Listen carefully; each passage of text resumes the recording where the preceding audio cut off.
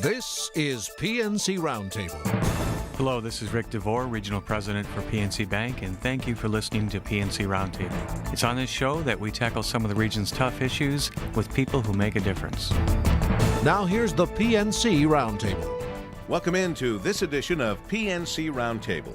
I'm Paul W. Smith with my co-host Ric DeVore, Executive Vice President, Regional President, Detroit and Southeast Michigan, PNC Financial Services Group, Incorporated. Ric, every time we get together now, and I don't mean to jinx it by saying this, but the last few times we've gotten together, it's been really about good, positive news.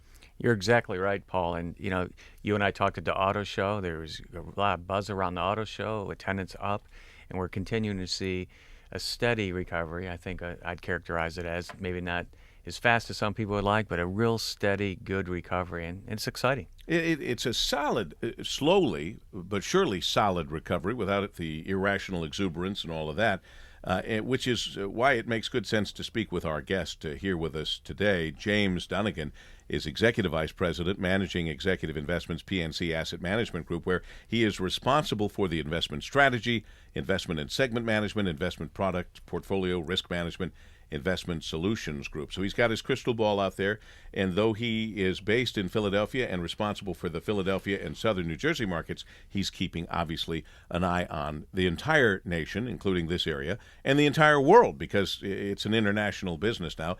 James Dunigan, we appreciate you being here. Jim, thanks for spending some time with us. You bet. It's a pleasure. We have seen some vigor in economic growth, and the economy, as we talked about, in what we would have to call a recovery phase. That's what we're feeling here. Give us your professional view, Jim. We actually think, Paul, that the economy is transitioning from recovery to expansion. Really? So we continue to see some good news. A big difference from the story we saw at the end of 2009 into 2010.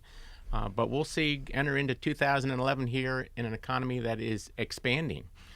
So improving. We got GDP numbers this morning for the fourth quarter expanding at a rate of 3.2%, and that's up from the third quarter of 2.6%. So we continue to see a number of data points that the economy is improving. No doubt there continues to be some problems, and it really is only at really a half speed to what we should have seen coming out of recession as deep as we saw. But the news is better. The latest news from Ford Motor Company, for example, when Alan Mulally was on the show the other day on my regular radio show, we talked about the 7,000 more jobs in the next 2 years that Ford Motor Company would have. That aside, jobs still appear to be overall, nationwide, the missing ingredient in the kind of recovery we're looking for and expansion that we're looking for. There's no doubt. And so far we've seen what we've seen in past recoveries as well is a jobless recovery. So we haven't seen the pace of job growth where we need it to be to really get this to a self-sustaining recovery. We've been adding maybe 100,000, 125,000 jobs a month, not really putting a dent in the 8 million jobs that we lost in the recession. But we do believe we'll start to see job growth in that 250,000 a month here shortly. Claims are showing improving signs. And then that will bring that unemployment rate down from the 9.4%. It's going to be stubborn for a while, but there's no doubt that the auto industry is one of the highlights of where that growth is coming from. Well, the automobile industry healing is critical. There's no question about that. And that will help heal our job market, our labor market. It will also help our housing market, and you know, Jim, from where you sit, and everybody in the country knows what Ric and I experience here, which is a horrific Detroit housing market circumstance and situation, and a horrific unemployment number. We led the nation. And so I'll ask you first, Ric, and then Jim, what is your New Year 2011 snapshot of Detroit's housing market and unemployment rate versus the rest of the country from where you sit? Well, I'll tell you, Paul W., there's no doubt there's a linkage between the unemployment rate, consumer confidence, and housing prices. And our forecast and view is that we're going to trail somewhat the nation in terms of recovery in the housing, and it's more, for us, I think, more of a 2012 issue or at the tail end of 11. And I think we're going to continue to trail the country in that. It's sad because, we used to say first in, first out. That is just not the case anymore.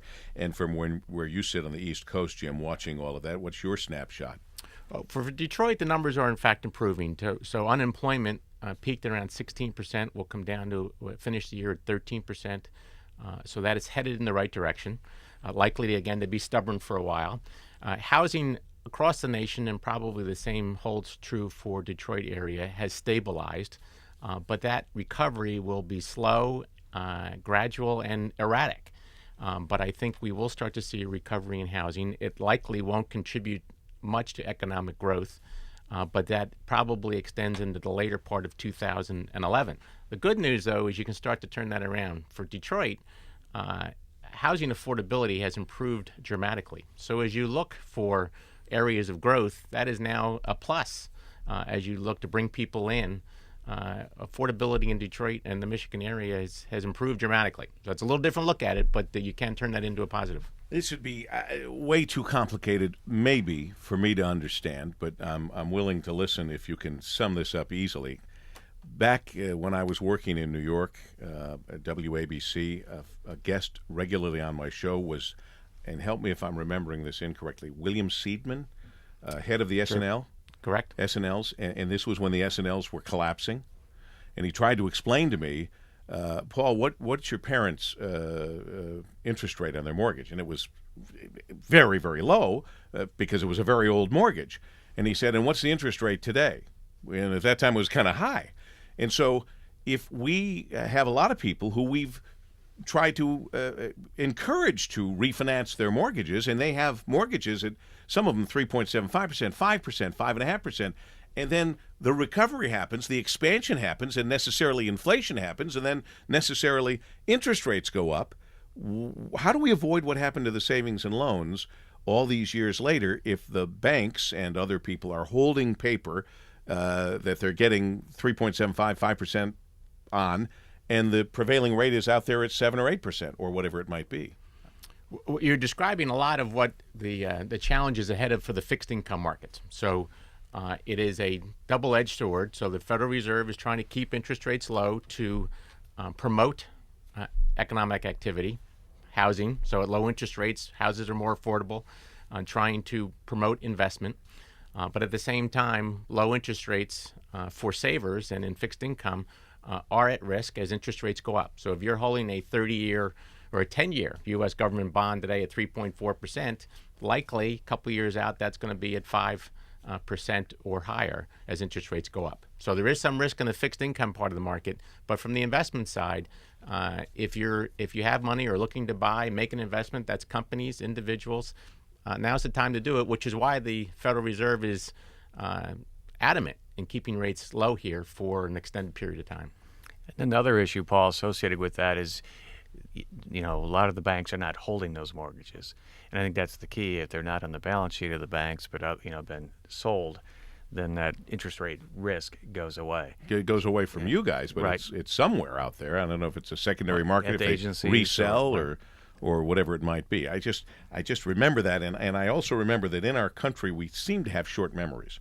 Oftentimes, we certainly did in the automotive industry until we almost died.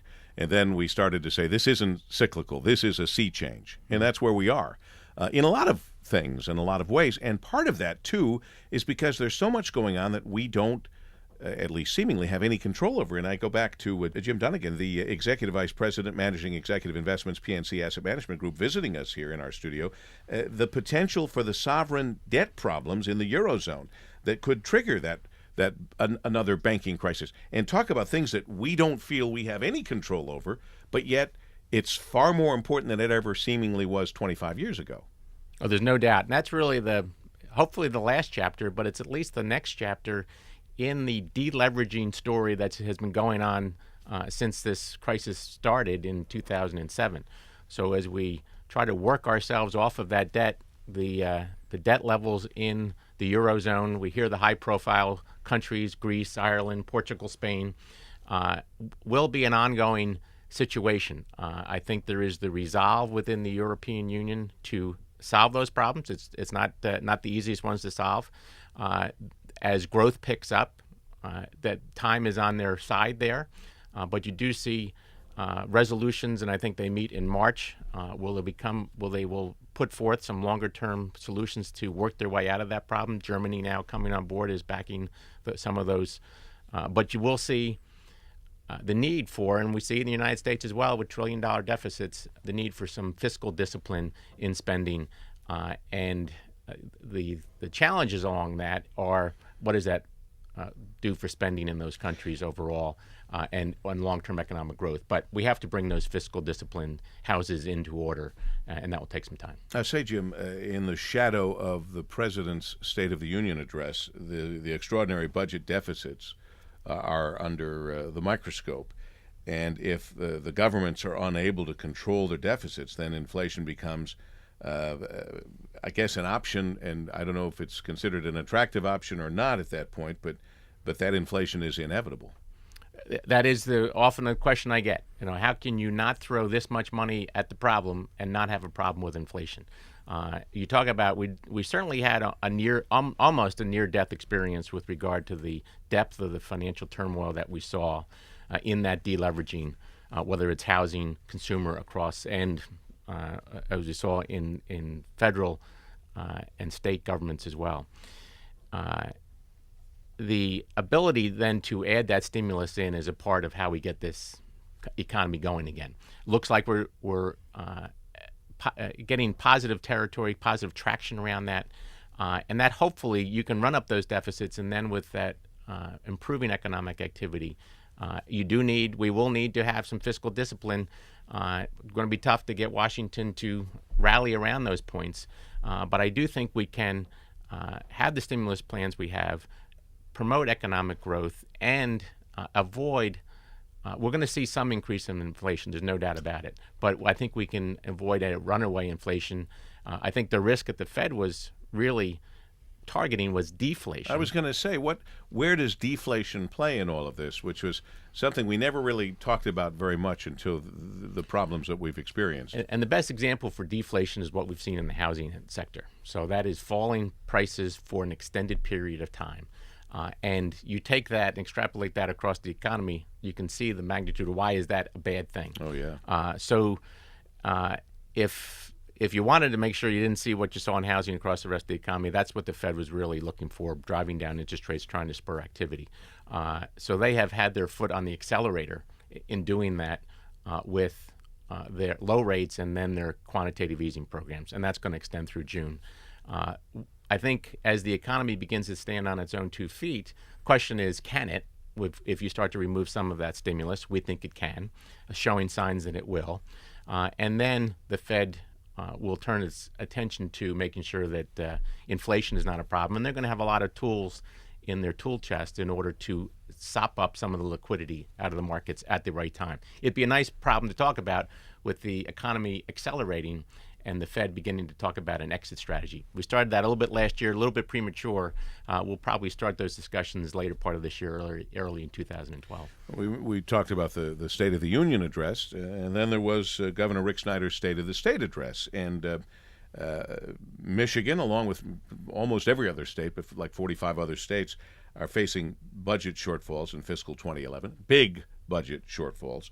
Would you say, first to Ric DeVore and then back to Jim Dunigan, would you say, Rick, that the municipal market might be then a dangerous place for investors? I know that's not necessarily your specific expertise, but I'd like to get your thoughts on it. No, sure. I think it's a very valid question, and there's all of us are part of municipalities, et cetera, and we all have a vested interest in this.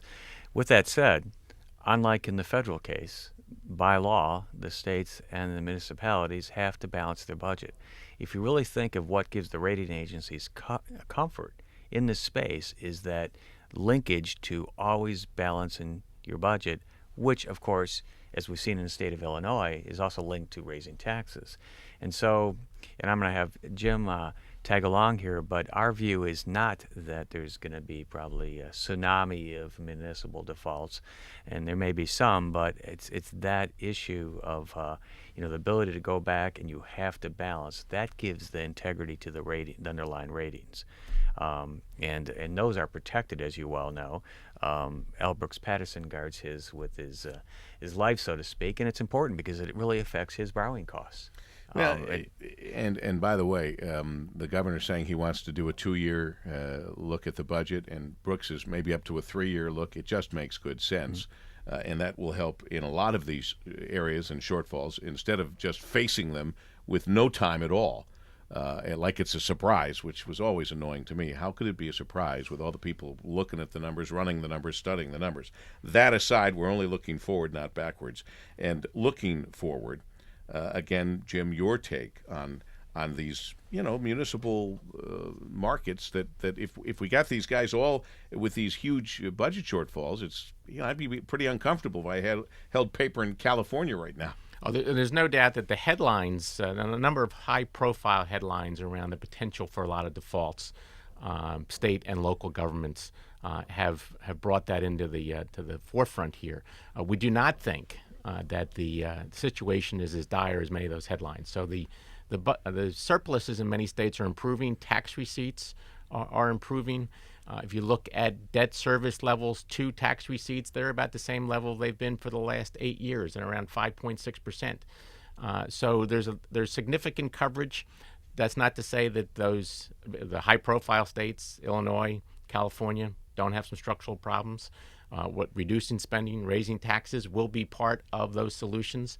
But for investors, with those headlines, present some opportunities where rates are now very attractive against long-term averages, and we would focus on high-quality general obligation bonds backed by taxing revenues and essential services as opportunities for investors to get some very attractive after-tax yields compared to what they can get. So it's an area of opportunity. You need to be discreet in what your purchases are, but would suggest that maybe like some of the opportunities we saw in the stock market for municipal bond investors, now would be a time to make some of those decisions. And if I could add, Paul, sometimes in conversations I have with clients and customers, sometimes I don't know if they understand that linkage between a general obligation bond and another bond that might not be the full faith of that municipality or that state. And so clearly that factors into the yield. And sometimes I'm surprised that people don't understand the difference between a general obligation bond and maybe more one of special purpose. And that you have to be careful in that category. You want to expand on that a little bit? So a general obligation bond is backed by the ability of that entity to raise taxes in order to pay the bonds off versus a toll road or an infrastructure bond or a stadium bond that is supposedly backed by the revenue that infrastructure would bring in. If that revenue doesn't produce, then the opportunity is for a default there. So you want to look for ones that are essential services, water, sewer, as opposed to a revenue bond for a hospital or industrial authority of some sort. Not that they're bad, but you need to do more credit work there. Sure, and presumably then those states, for example, would be almost defaultless if they have the ability to raise taxes to cover their obligation. I said almost, I guess. There's a limit to obviously to raising taxes and people leaving. The people leaving. And there's a lot of high profile, certainly around state and local government and pension obligations that are out there. But like any other good argument, separating fact from fiction there is often difficult. Mm-hmm. And I think states do need to address what their pension situations are, state and local governments around that. They have some time to do that, so you can't particularly put that off much further, if any further. Those obligations do need to be reconciled, and I think you're starting to see some discipline around tackling those problems, but that's going to take some time.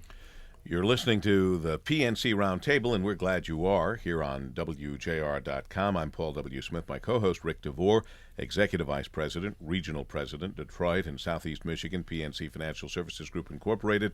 Our guest is Jim Dunigan.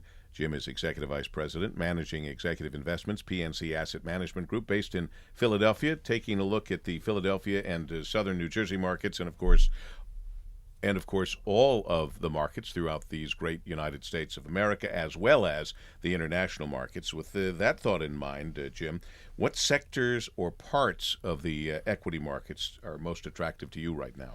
If you look at the U.S. equity market, we would suggest that large caps are probably offer the best opportunities in this market. And you break that down in sectors, consumer discretionary, we saw that in the GDP numbers this morning, consumer spending up 4.4%. And we'd look at autos and auto suppliers around that, high-end retailers, information technology continues to be an area. We'll see a lot of capital spending increases there. The tax law changes would benefit that. And then benefiting from that economic recovery, industrials and materials, but industrials probably highlight there would be areas of opportunity. And dividend-paying stocks is a sector that overall for the equity markets that we would carve out. We just heard, of course, General Motors paying a dividend on their preferred stock. Pretty nice dividend. What's the latest tax situation on that? Because it's kind of gone back and forth. Well, the tax law changes extended what was in place the dividends at 15% and capital gains at 15%. So it's better than what it might have gone back to if they hadn't done that extension that everybody was much better. Was so worried about. Is a balanced portfolio still? Is that still? That wasn't something that anybody really talked about for a long time. People talk about buying equities, buying these, buying whatever, and then they said, "Have you rebalanced your portfolio?" And you go, "No, I don't know. What are you talking about?"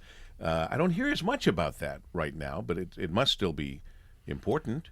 It's still very important. And again, depending on investors' objectives, diversification across equity and fixed income, some cash, depending on what your objectives are, makes some sense. Gold. Domestic commodities, gold being a part of that, an important part of an allocation. We would put that at about 5% of a portfolio, not to gold, but in commodities in general. Mm-hmm. And a domestic and international exposure. So we're at baseline allocations of that, but we'd have about a 20% exposure to international stocks in a portfolio, including emerging markets. So those are all, as you talked about earlier, it's a global economy and world we live in.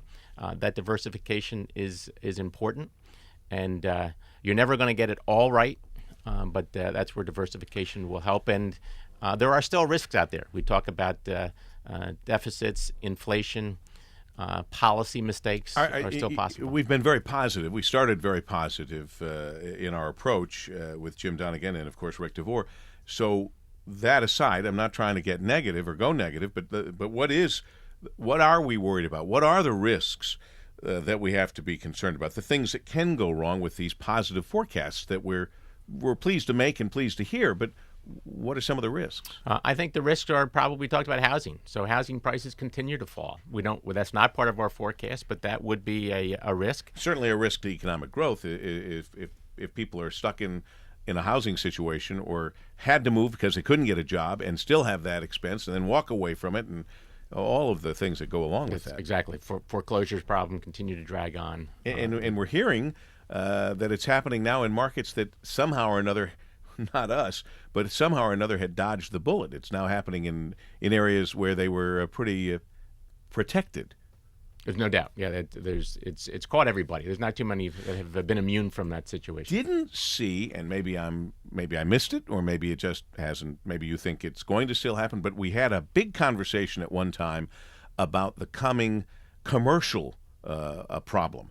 We all went through the housing thing for private homes because we all have experienced it. Our homes are now worth a lot less than we paid for them, and in many of our cases, a lot less than what we still owe on them. But people would then say, you think this is bad? Wait until the shoe drops. That's oh, man. Well, the other shoe to drop, as it was called. Yeah, well, what happened here? Well, and maybe I could start off on this a little bit, but if you think about what we're talking about today, jobs, consumer confidence clearly affect retail credits, consumer confidence in retail stores in these shopping malls. And then on the office front, clearly it's a linkage to jobs in general. Associated with that, Paul, and a big burden coming down the pike that a lot of commercial real estate people will tell you is the coming refinancing or lack of that ability of the debt that's coming to in 2011 and 12.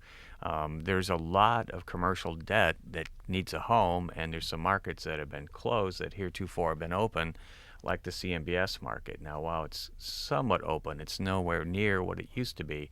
And so I think what you're going to have to see there, and this terminology gets maybe overused, is kind of a blend and extend philosophy. But there's no doubt that there's concern there. But I think in general, if you see an uptick in consumer confidence and jobs is affecting the industrial segment and the office, confidence, the retail, and travel, hotel, motel, I think you might be able to dodge some of this. I don't, Jim. No, I think the activity. You're right. The next shoe to drop didn't drop.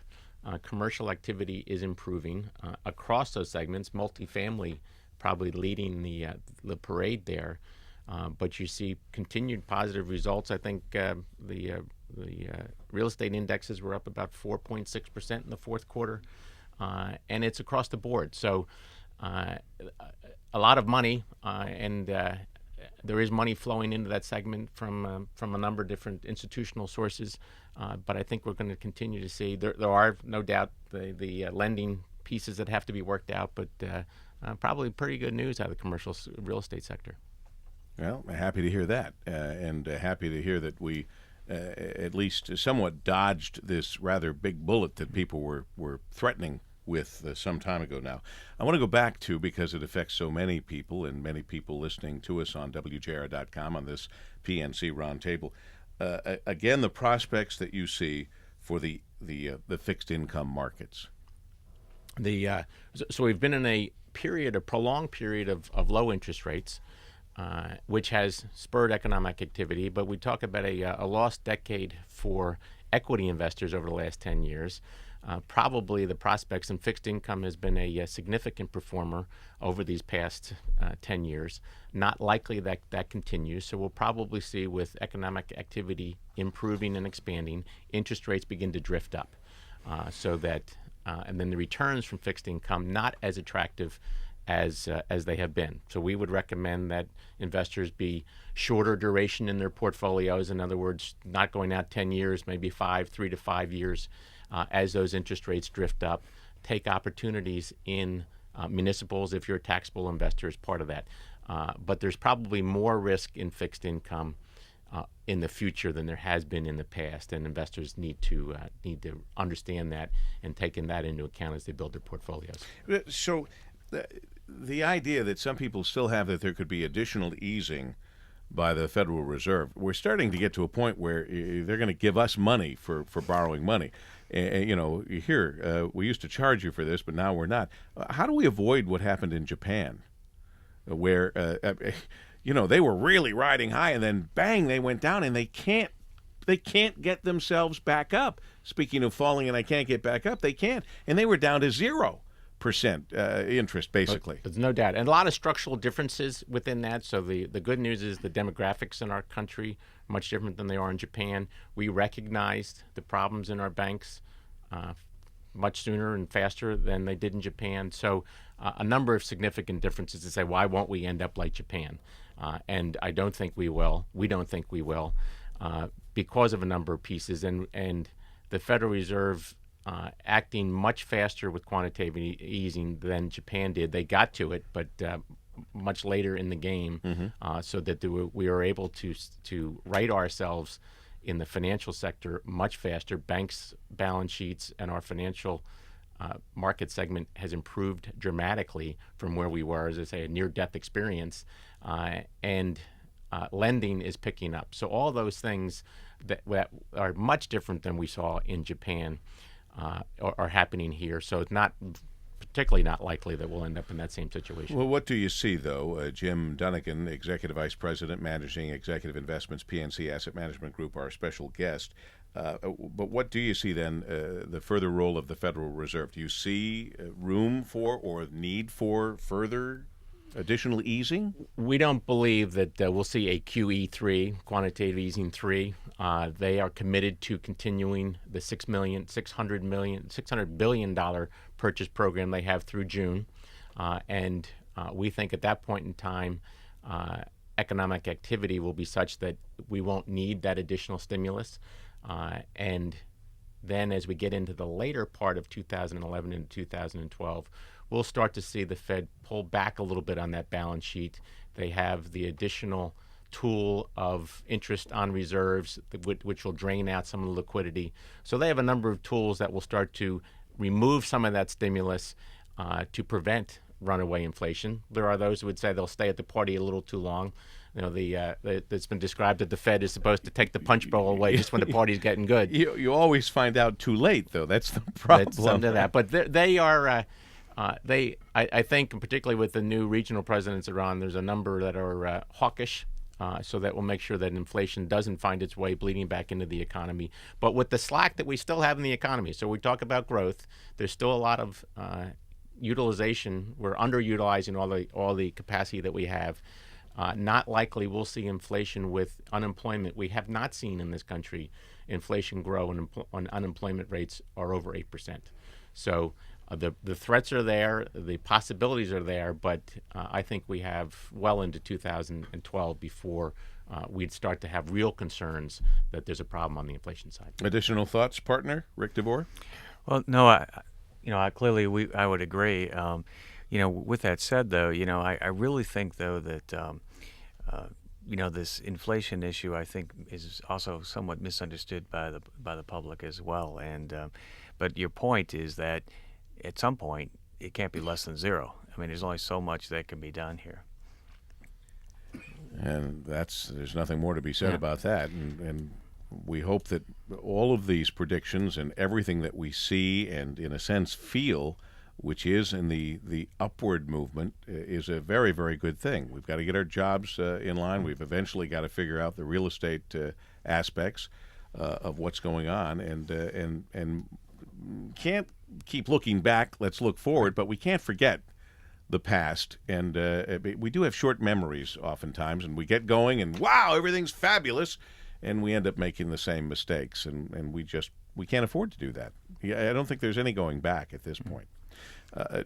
You were going to say? Yeah, there's one topic I was hoping to cover, and that is financial stocks, banks and so forth. And I was going to lead off, and I would like Jim to comment on this. But you earlier in the program and before, Paul, we've talked about the linkage now of international and European activities and what they might do to United States activities. And one, if you think about in banking, we've talking about all this debt issue in Europe. It's put somewhat of a damper on some of the bank stock prices because of the fact that the European banks don't really have shelf space to be buying United States banks right now because they're buying all this sovereign debt that they have to buy.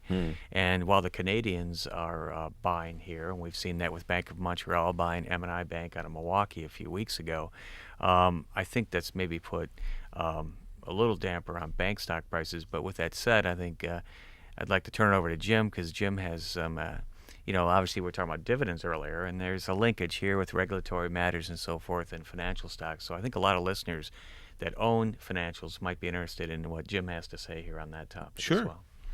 For the financial sector in general, the balance sheets have improved dramatically in this low interest rates environment.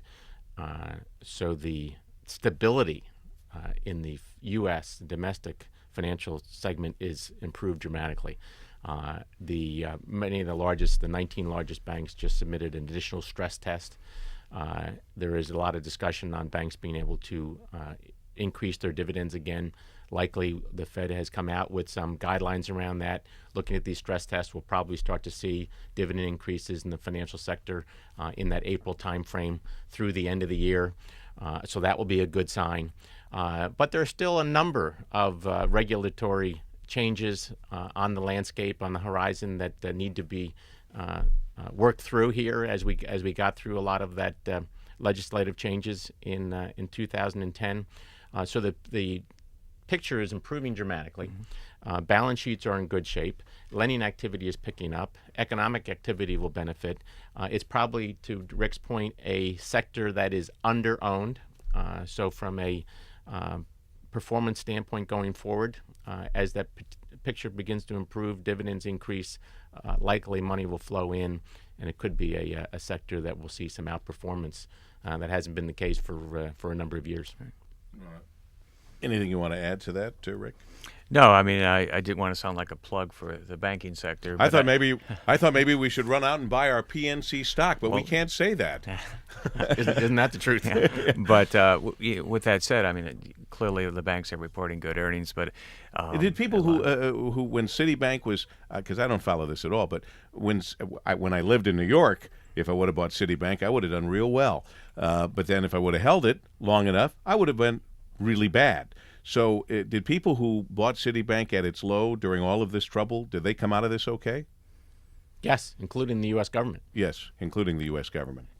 So a lot of discussion on whether all of the investments that the government made in banks, but in many cases that will end up to be at least a wash, if not have made a profit on all that investment. Well, that's good news. If we want them to make money on our money anyway, rather than continuing to lose it. Partly personal, our guest, Jim Dunigan, who is Executive Vice President, Managing Executive Investments at PNC Asset Management Group, got his civil engineering degree in 1974 from Villanova University and postgraduate work in finance at Drexel University. But I used to live right around the corner from Villanova on the main line there. That's what they called it because of the train ability main line in Rosemont and Bryn Mawr area. Truly right around the corner from Villanova. And I always tell this story when Villanova comes up. There are only two people, well now three, people that I know pretty well that went to Villanova. One of them, Jim O'Connor, who became, in fact, alum of the year a few years ago, and he was a big deal at Ford Motor Company, still beloved, Jim O'Connor. And then a guy who used to work here named John Gallagher, who still is the only person I've ever known to go to college on a soccer scholarship, and he went to Villanova on a soccer scholarship. I have never met another person ever who's gone to college on a soccer scholarship. I'm sure it must happen. But those are my two Villanova stories, and I bet it must be great for you to be living right there. It's a wonderful school, like many others, in a great part of the country. I worked my way through. I didn't get any scholarships. Yes, I worked my way through Michigan, and but it's we hope their basketball program will be successful this year as well. Well, here's hoping. Thank you for being with us. We appreciate you making the journey through the snow. I understand it wasn't so easy. No, it wasn't. My pleasure. Sometimes it's not so easy. Jim Dunigan, Executive Vice President, Managing Executive Investments, PNC Asset Management Group, and our co-host, our friend Ric DeVore, Executive Vice President, Regional President, Detroit and Southeast Michigan, PNC Financial Services Group, Incorporated. Gentlemen, thanks for joining us on the PNC Roundtable. We really appreciate it. Thank you, sir. It's great to be here. In the meantime, I'll be looking for you in the mornings, 5:30 to 9 on News Talk 760 WJR. Regards, Paul W. Smith.